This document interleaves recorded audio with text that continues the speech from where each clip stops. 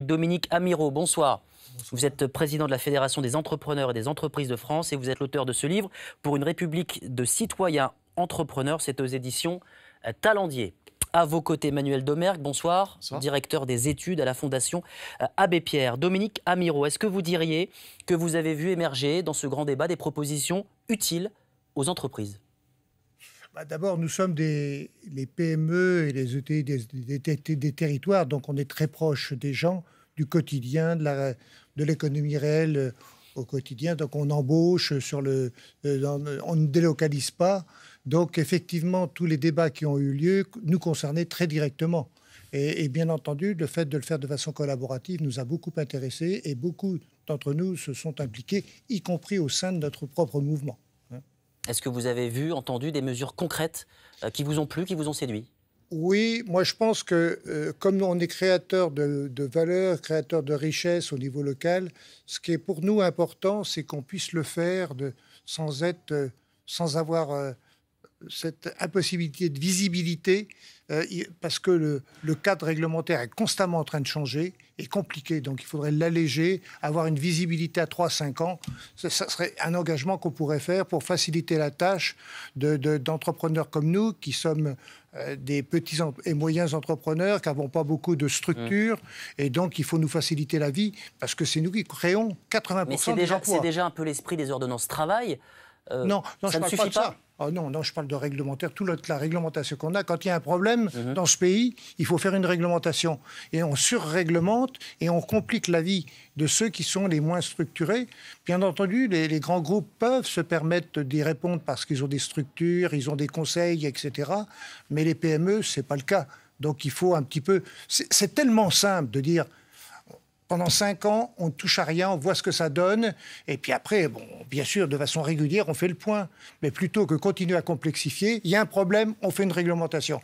Ce n'est pas forcément la solution. Ce n'est même pas la solution. C'est ce dont on souffre en France. Manuel Domergue, est-ce que ce grand débat a répondu à vos attentes sur les thèmes qui vous sont chers, sur les causes que vous défendez, à savoir la lutte contre le mal-logement et l'amélioration de la vie des citoyens les plus pauvres ?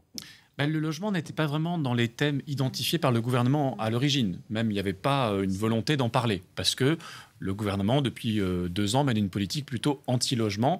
Et les coupes les plus importantes budgétaires sont portées au ministère du Logement.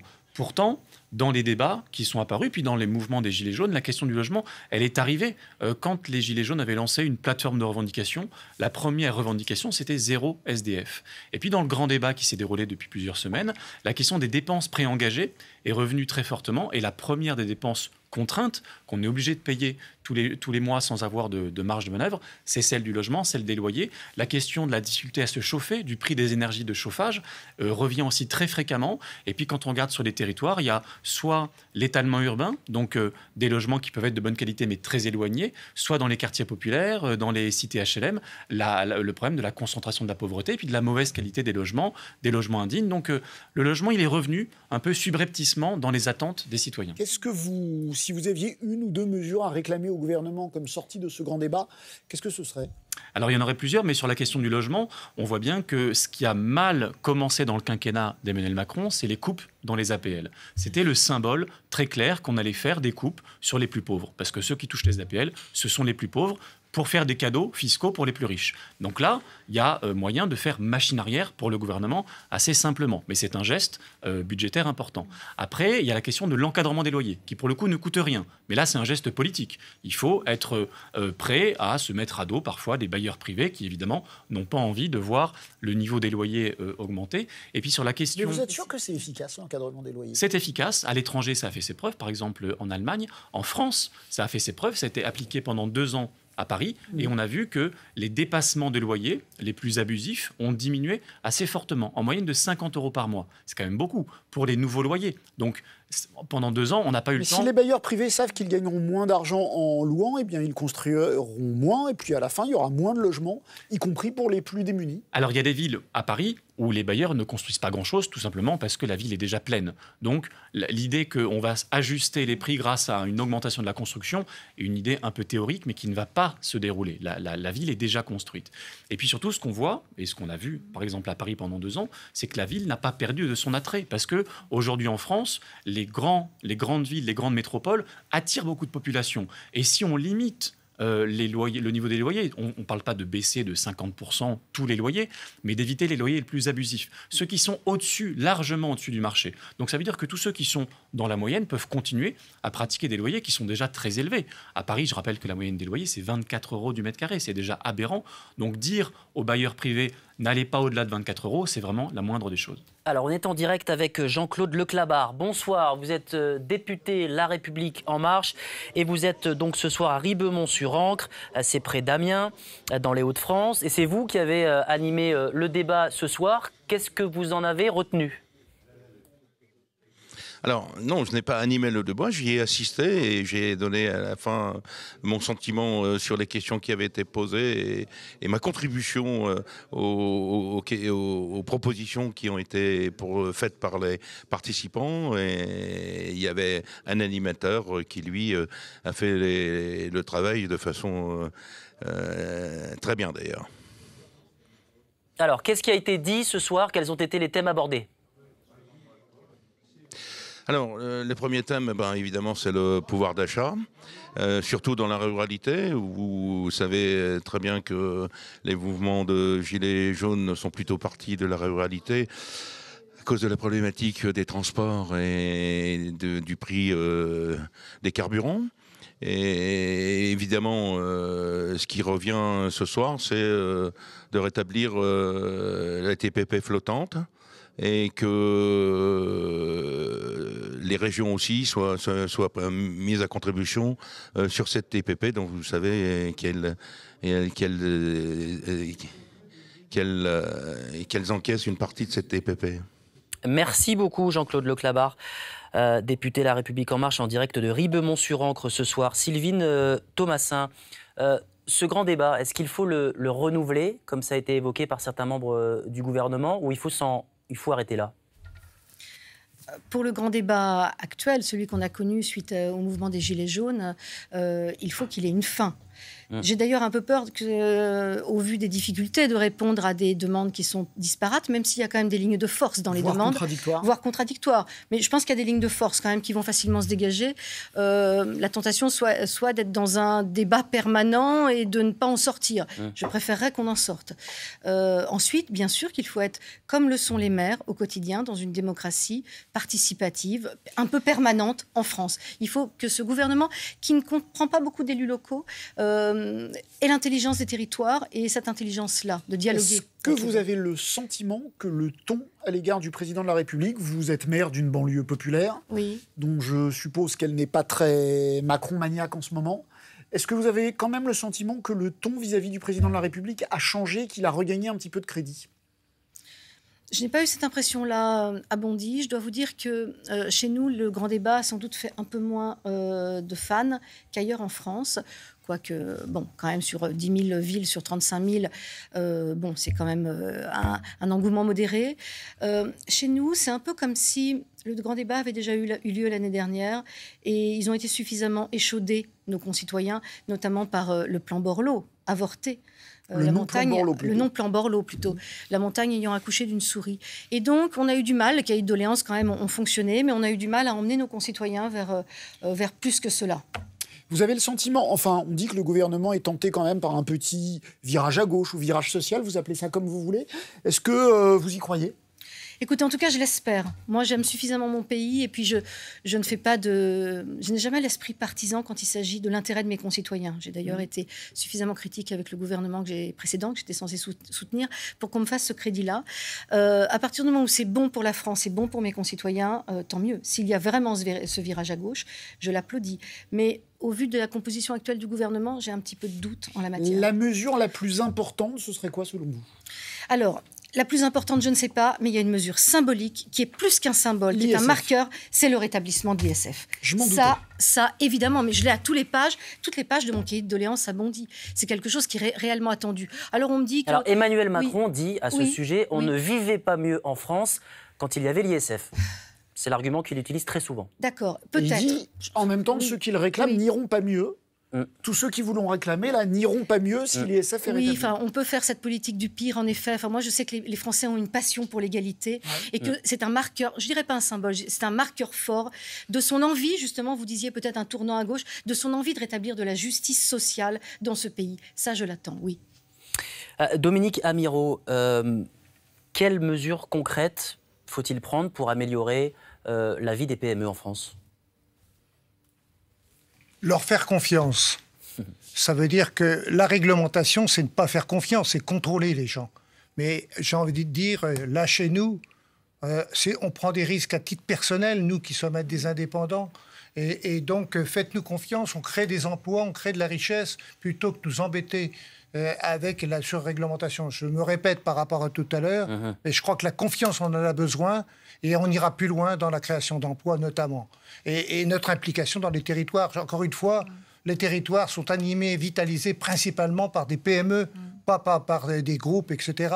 Donc il faut nous faire confiance pour que nous emmerdez pas, j'ai envie de dire, par des réglementations qui finissent par être des taxes à l'emploi, et qui vont à l'encontre de ce qu'on souhaite tous développer, tout de même pour qu'on ait un vivre ensemble qui tienne la route.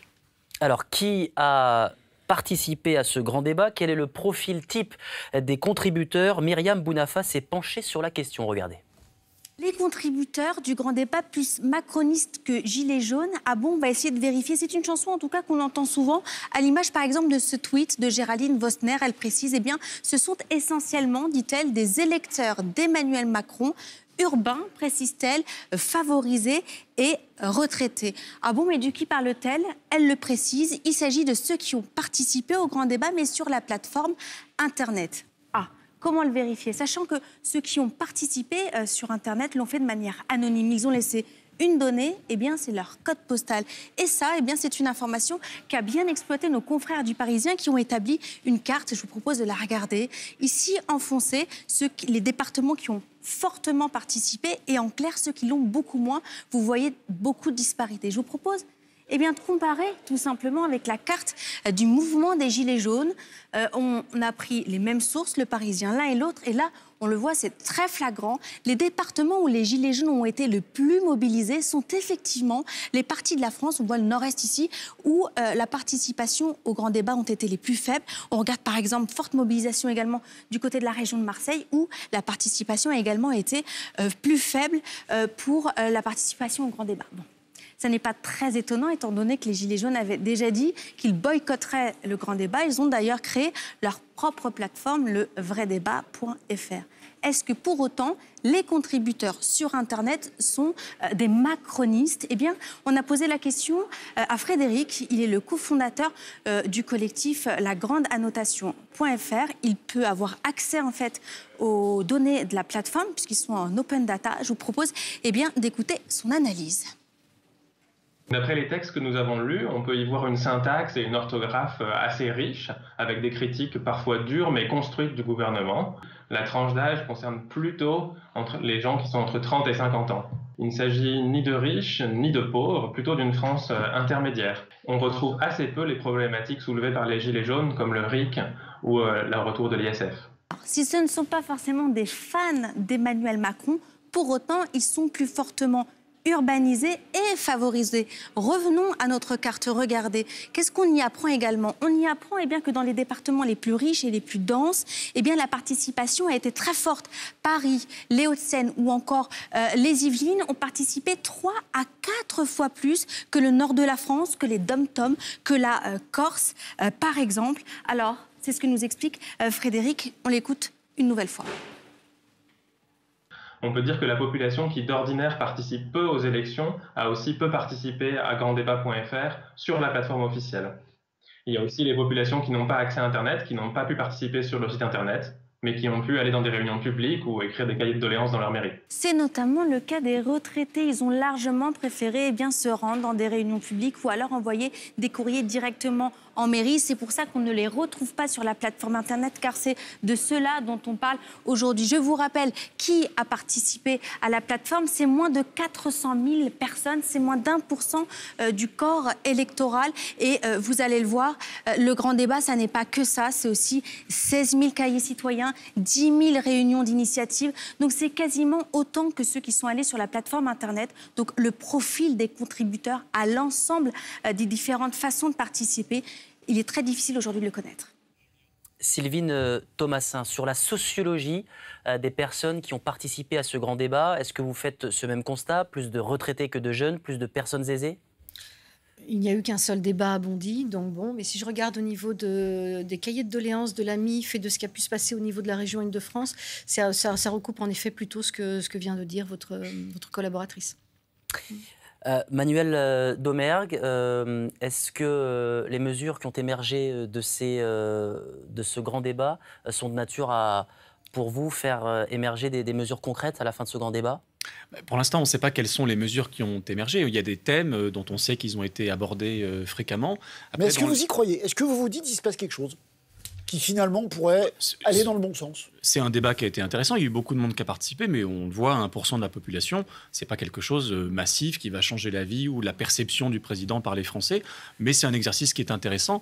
Toute la question, c'est qu'est-ce que le gouvernement, qu'est-ce que la majorité vont en faire? Est-ce que ça va être un tournant social pour revenir sur des erreurs qui ont été commises, les coupes dans les APL, les coupes dans les logements sociaux? Et est-ce qu'on va continuer à écouter à la fois les citoyens, les corps intermédiaires, les syndicats, les associations? On n'a pas à y croire a priori, on verra bien. Nous, on aimerait y croire, mais on voit bien qu'il y a eu beaucoup de concertations sur le plan Borloo, sur le plan sur la rénovation énergétique des bâtiments, sans qu'il y ait derrière des actes à la hauteur. Donc, encore une fois, on attend des actes qui aillent dans le bon sens. Pour l'instant, il n'y en a pas vraiment. Alors Emmanuel Macron a répondu à des centaines de questions lors de ces débats. Il a été interpellé notamment par des élus sur la question des services publics. Regardez.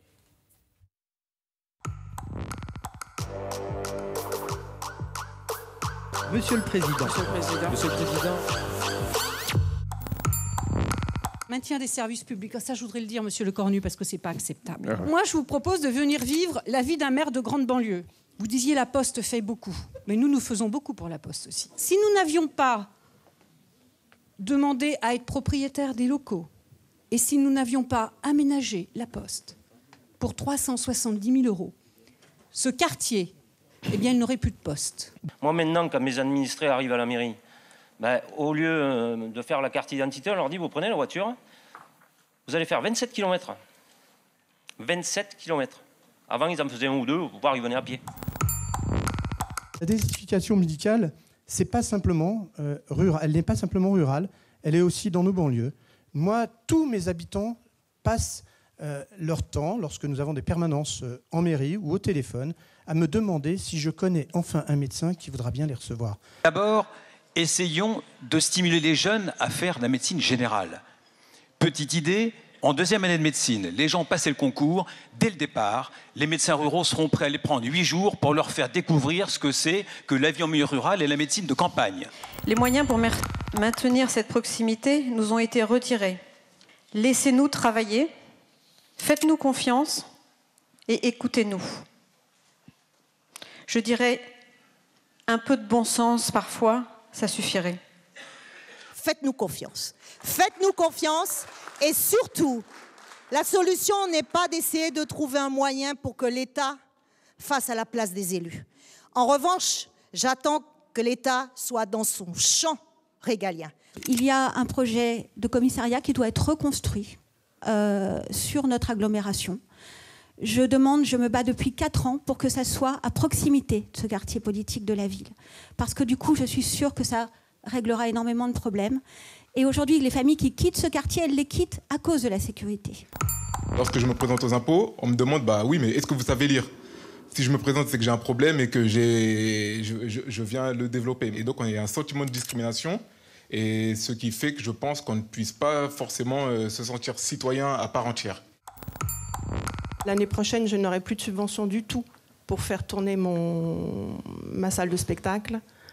Je ne sais pas où on va chercher l'argent.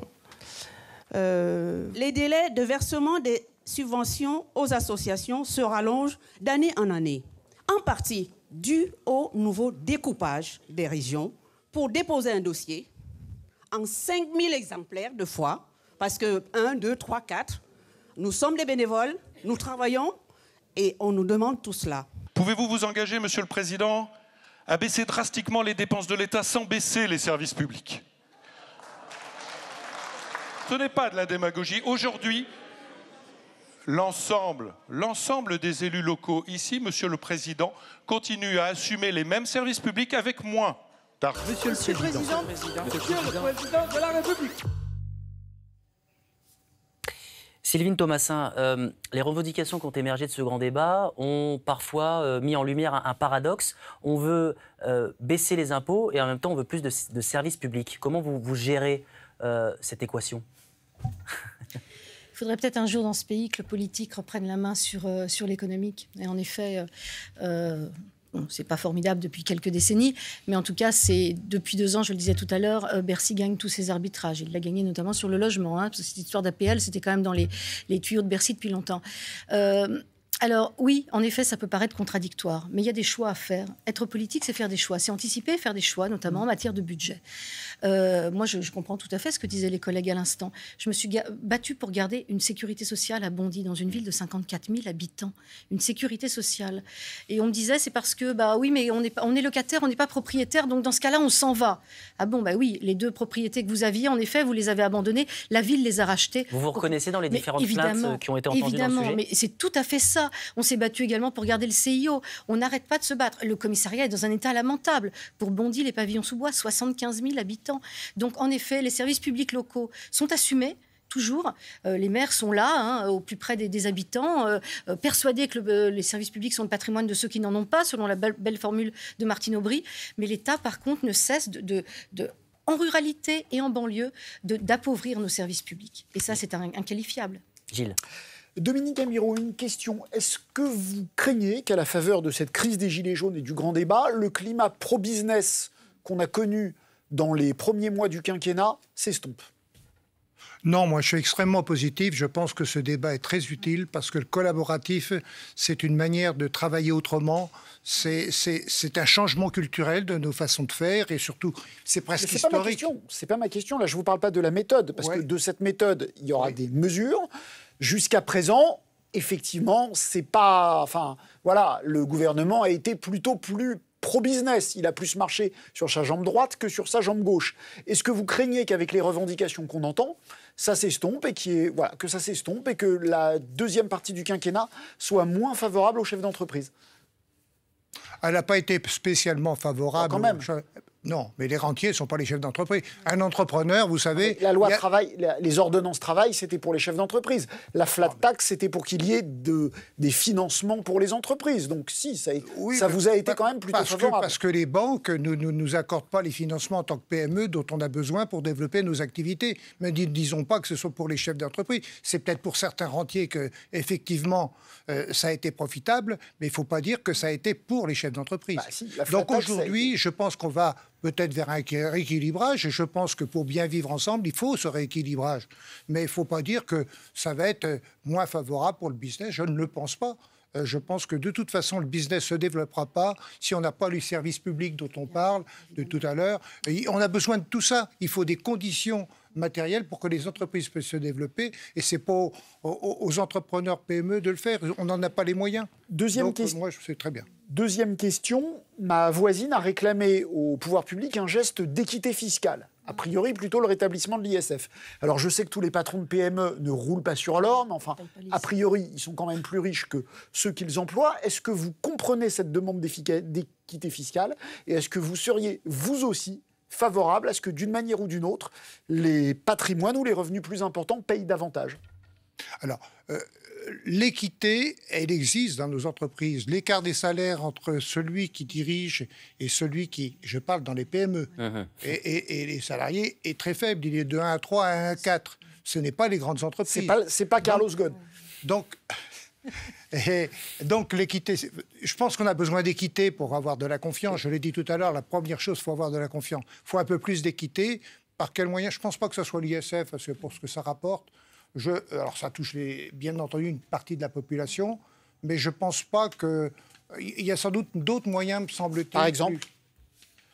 Il faut peut-être... Moi, il y a un truc qui me frappe, c'est qu'il y a des choses qui sont légales, qu'on appelle l'optimisation fiscale, dont certains profitent et d'autres pas. Donc je trouve que ça, ce n'est pas très normal. Il y a beaucoup d'évasion fiscale qui sont au détriment de l'intérêt commun. Hein, donc ça, à mon avis, il faut s'y attaquer de façon prioritaire.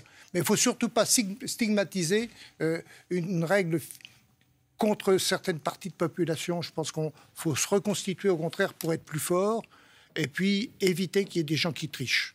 C'est surtout ça.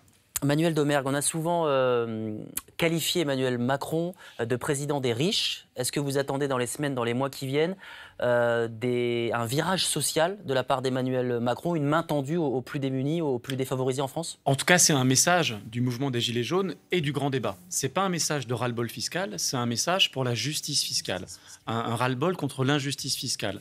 Et donc, ça veut dire avoir une taxation du patrimoine, donc l'ISF. Ça veut dire aussi une meilleure taxation sur les hauts revenus, rajouter des tranches à l'impôt sur le revenu, et puis en bas de l'échelle, aider les personnes qui n'ont rien. Et je rappelle que quand vous avez entre 18 et 25 ans, vous n'avez rien, 0 €, pas de minimum social. Donc ça, c'est un scandale. Et on espère que s'il y a quelque chose qui sort de ce grand débat, c'est que les 18-25 ans, quand ils n'ont rien, ne finissent pas à la rue avec 0 €, mais aient accès à un minimum social type le RSA, mais revalorisé.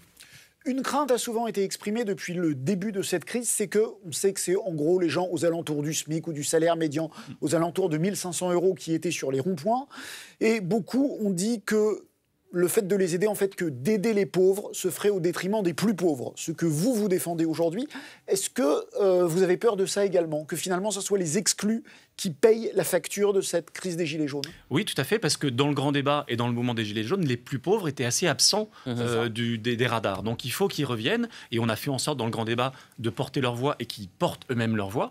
Donc il faut qu'il y ait des mesures très sociales pour les gens à la rue, en hébergement, les gens qui n'ont rien ou qui sont aux minima sociaux. Mais il faut aussi qu'un peu au-dessus, il y ait des efforts qui soient faits sur le niveau du SMIC, des bas salaires, les temps partiels subis. La prime d'activité était plutôt un geste intéressant pour ce type de catégorie, mais on ne peut pas laisser les millions de personnes qui vivent avec 500 ou 600 € par mois sans solution. Vous demandez une hausse des minima sociaux? Absolument, au moins jusqu'au niveau du seuil de pauvreté ou juste en dessous, en tout cas faire un geste important. Aujourd'hui, le RSA, c'est absolument insuffisant pour vivre. Vivre avec 550 € par mois, quand on est dans une grande ville ou même dans des petites villes ou même à la campagne, c'est impossible. On survit, on ne peut pas se soigner, on ne peut pas se cultiver, on ne peut pas se nourrir sainement pour soi et pour ses enfants. Donc il y a des gens qui sont en dehors de la citoyenneté réelle parce qu'ils n'ont juste pas de boulot. Et donc faire croire qu'il n'y a qu'à attendre que la reprise revienne, que les gens fassent un effort pour accéder à un emploi, c'est une vue de l'esprit. Rapidement, le Premier ministre a parlé de contrepartie pour les minima sociaux éventuels. Ça vous choque ou vous estimez que c'est une demande de dignité finalement qui n'est pas si scandaleuse que ça? Que des gens qui sont aux minima sociaux s'engagent bénévolement dans la vie associative, etc. Très bien, ils le font déjà souvent. On ne peut pas leur réclamer. Mais on ne peut pas imposer du bénévolat, sinon ça perd son sens de bénévolat. Et puis surtout, c'est qu'il y a un droit à la survie, il y a un droit à avoir un logement, à se nourrir, sans contrepartie. Sans condition. Sans condition. Et ça, c'est très important, c'est ça qu'on appelle un droit. Merci beaucoup à tous les trois d'avoir participé à ce débat ce soir sur France Info. Il est 23 h, soyez les bienvenus.